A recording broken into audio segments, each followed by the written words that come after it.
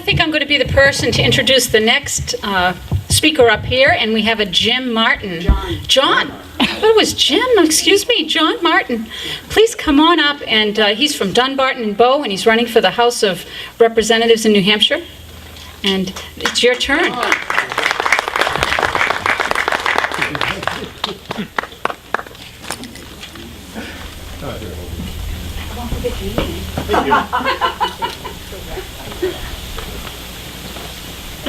Don't tell my wife she married the wrong guy. My experience with public speaking in the past has been basically in two forms. Either in front of a formation of soldiers, because I was the first sergeant in the Army for so long, or addressing a quadrangle full of inmates at the prison when I was just angry with them. Having a sound system is really unique.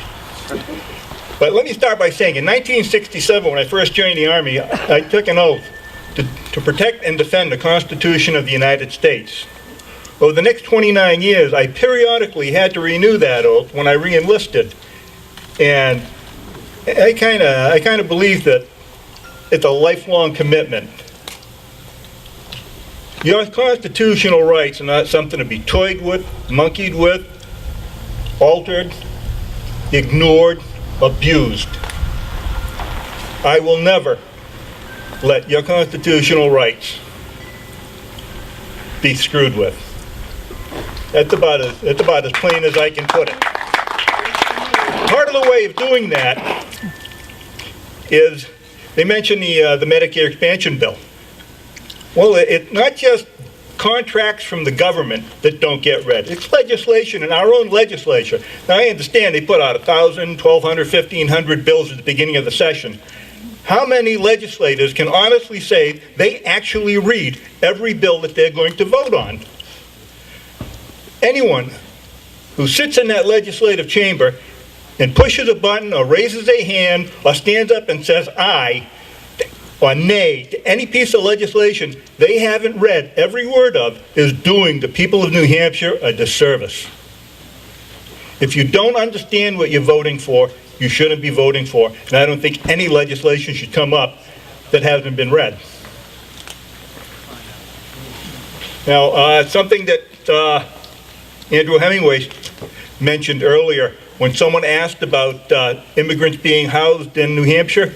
As I read it this morning in the Concord Monitor, in one of the letters to the editor, there are already immigrants being housed in Stratford County. Yeah. So I don't know if that's true. It was just a letter. Someone said they had called the governor's office and that was a response. Now let me explain to you why they're dispersing all these kids all over the country and all these immigrants. It's because they're going to get lost in the system. Once they're processed and they're set up for a hearing, they're going to start releasing them onto the community. Pretty soon you'll be seeing advertisements all over looking for sponsors to take care of these kids. Once they're in the community, once their hearings are scheduled, ICE will admit that less than half of them return. So now you have a new problem in making, because what's going to happen is they'll say, well, you know, we just don't have the resources to find them all now. We've moved them all over the country. We haven't kept them localized. We haven't sent them back. Now they can't find them, and you're going to have 50,000 new illegal immigrants hiding in the country. And based on my experience at the prison, let me tell you about that. When an undocumented person shows up and they say, where are you from? They will give you the answer that most suits their situation. Back at the state prison, if you were from Colombia, Guatemala, El Salvador, Dominican Republic, and you were facing deportation, when they came in with process, the first thing they would say is, I'm from Puerto Rico. Wow.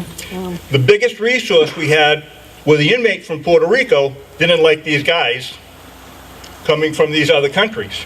So what happens when they come to the border? Now, if you're from Central America, other than Mexico, you can stay in the country under a vague law from 2008. So when these kids walk up to the border and they say, where are you from? Well, the kid that lives right across the street in Tijuana isn't going to say, oh, I'm from right over there. He's going to tell you, El Salvador, Guatemala. They have no way of documenting where they're from. The state needs to be on guard and not allow it to happen here. Now, I had other things I wanted to say, and I could go on and on and on, and I probably will, because I can get long-winded.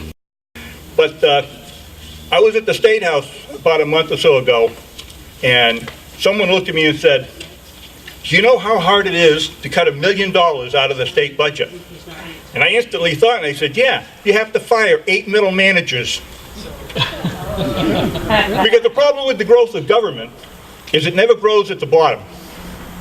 If you go to any state agency, you're going to be sitting in a line, you're going to be waiting, because there's not enough people to deal with you. I face that at the prison every day. But if you go to the offices, there's not an unoccupied desk to be found. The problem with state government, with state employees, is management. There are more chiefs and fewer employees. You need to start weeding out all the chiefs that don't do anything. And that's how you control your cost. When they go over to the state university system and they say, "We need to cut the budget," what's the first thing they do? They fire all the janitors and let out a contract for a private janitorial company. That's something you always have to be alert for and aware of, because there's always the unintended consequences if they don't do it right the first time. There's no such thing as a bad bill that they can say, "Oh, we can fix it later." You cannot fix it later. It never gets fixed later. You have bad legislation. I will not let that happen. My name's John Martin. There's a number of us here. We all need your support. I have signs, I have literature. Please help yourself, and I'll be here all afternoon. If you have any more questions, I'll be happy to answer them. Thank you.